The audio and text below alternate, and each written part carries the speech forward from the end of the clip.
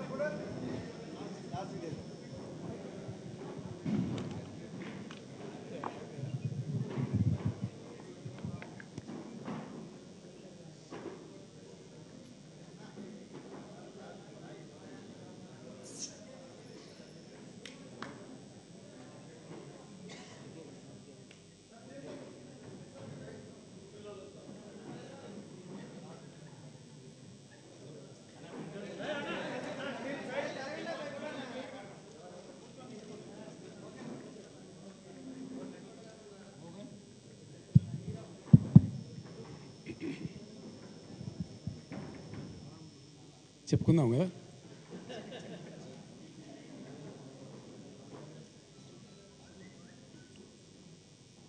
Greater Hyderabad municipal ఎన్నికలలో చరిత్ర తిరగరాస్తూ గతంలో ఏ పార్టీ కూడా ఈయనని స్థానాలు ఇచ్చి అద్భుతమైనటువంటి విజయం చేకూర్చినటువంటి జంట నగరాల ప్రజలందరికీ కూడా నేను శిరస్సు వంచి నమస్కరిస్తూ ఉన్నాను. 100కు పైచిలకు కార్పొరేటర్లుగా గెలిచిన టీఆర్ఎస్ అభ్యర్థులకు ఈ సందర్భంగా హృదయపూర్వకమైనటువంటి శుభాకాంక్షలు తెలియజేస్తూ ఉన్నాను. ఈ ఎన్నికలలో శ్రమించి కష్టపడి పనిచేసినటువంటి గౌరవ మంత్రివర్యులకు, పార్లమెంటు సభ్యులకు, శాసనసభ్యులకు, శాసన మండలి సభ్యులకు, జిహెచ్ఎంసి పార్టీ అధ్యక్షులు హనుమంతరావు గారికి, వారితో పాటు పనిచేసినటువంటి రాష్ట్ర మరియు నగర టీఆర్ఎస్ నాయకులకు, అహోరాత్రాలు శ్రమించి కష్టపడేటువంటి టీఆర్ఎస్ పార్టీ కార్యకర్తలకు అందరికీ కూడా హృదయపూర్వకమైనటువంటి కృతజ్ఞతలు. అందరి కృషి వల్లనే ఈ విజయం సాధ్యమైంది. ఇది ఎవరో ఒక్కల విజయం కూడా కాదు, ఒక సమిష్టి కృషి. ఏదైతే మనం గొప్పగా చేసినామో దాని ఫలితం. గత చరిత్రలో ఎప్పుడు కూడా ఏ పార్టీకి చూసినా 52 స్థానాలకు మించి రాలేదు. అది హిస్టరీ. జిహెచ్ఎంసీగా రూపాంతరం చెందిన తర్వాత హైయెస్ట్ గెలిచినటువంటి పార్టీ 52 సీట్సే గెలవడం జరిగింది. హైదరాబాద్ నగర చరిత్ర కూడా మనం పరిశీలన చేస్తే ఆపరాదాయ బాబు అటు అప్పకాయలు.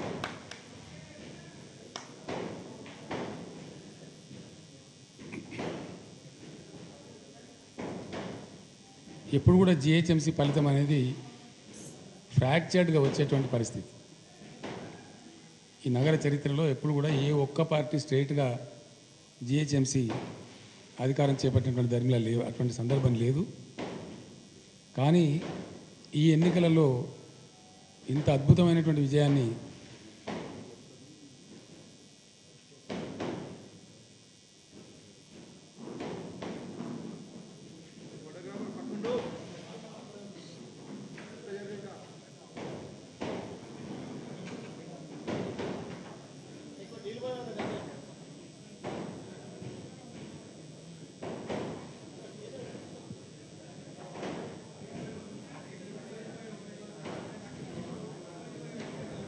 నీళ్ళు పోస్తే పోతుంది.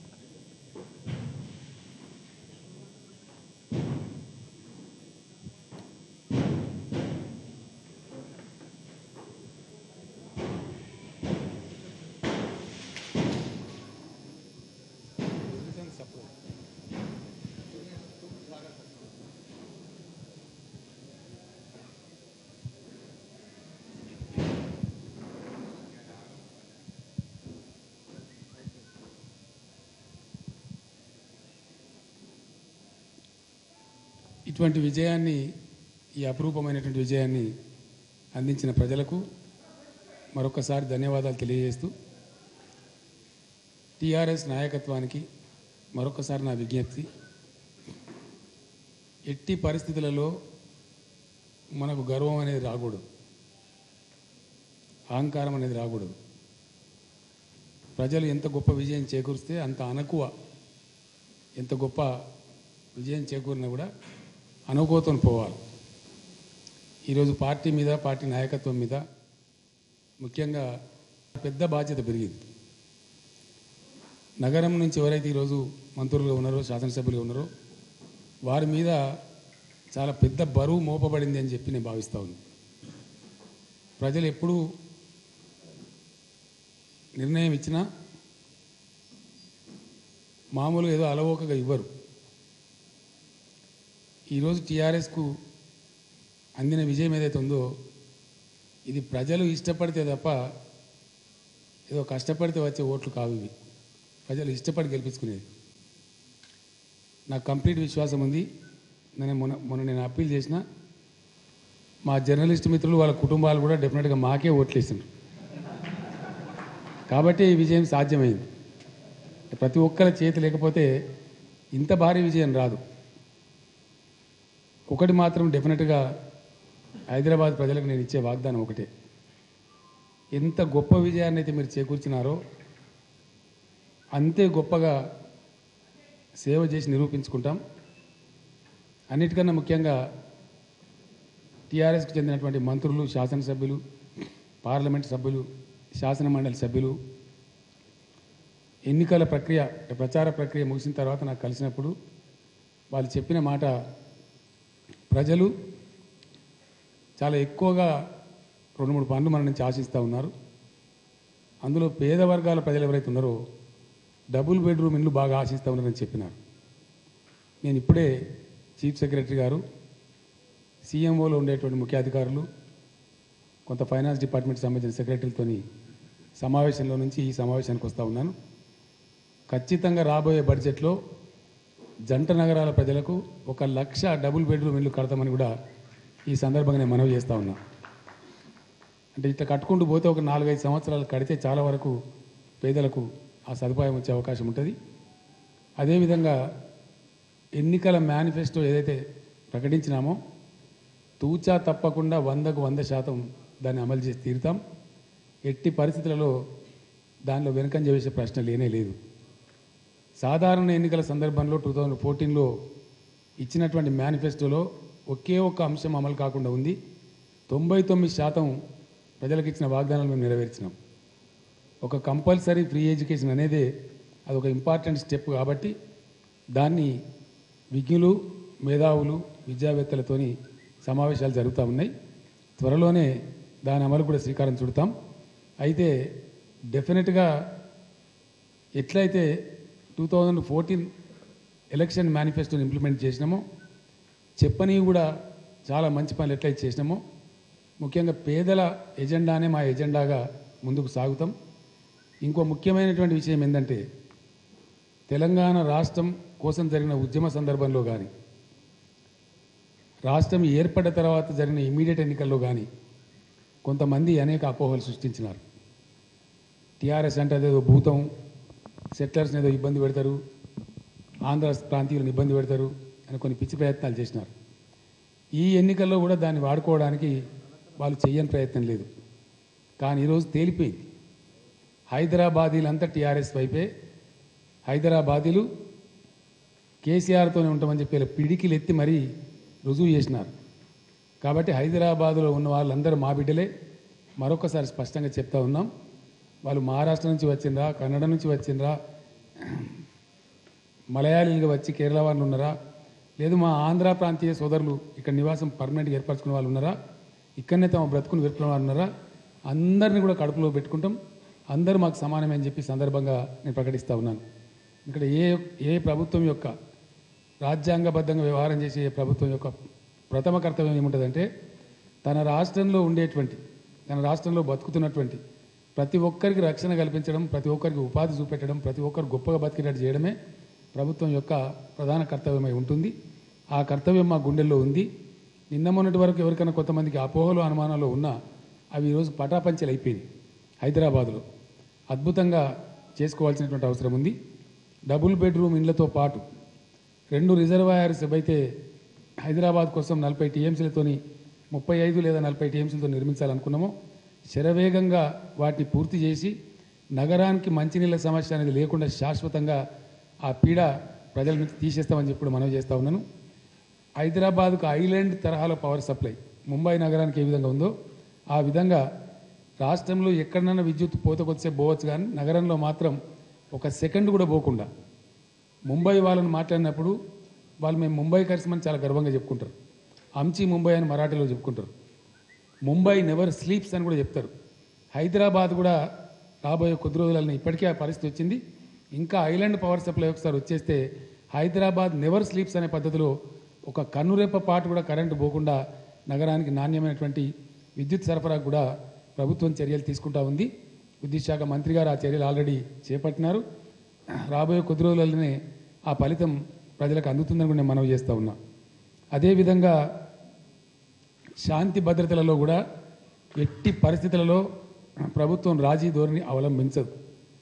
వాళ్ళు ఎవరైనా కాకపోవచ్చు, ఎవరైనా మంచిదే, ఎంత పెద్దవారైనా మంచిదే, ఐరన్ హ్యాండ్తోనే దాన్ని డీల్ చేస్తాం తప్ప శాంతి భద్రతల విషయంలో ఎట్టి పరిస్థితులలో రాజీ పడే ప్రసక్తి ఉండదని కూడా ఈ సందర్భంగా నేను మనవి చేస్తూ ఉన్నాను.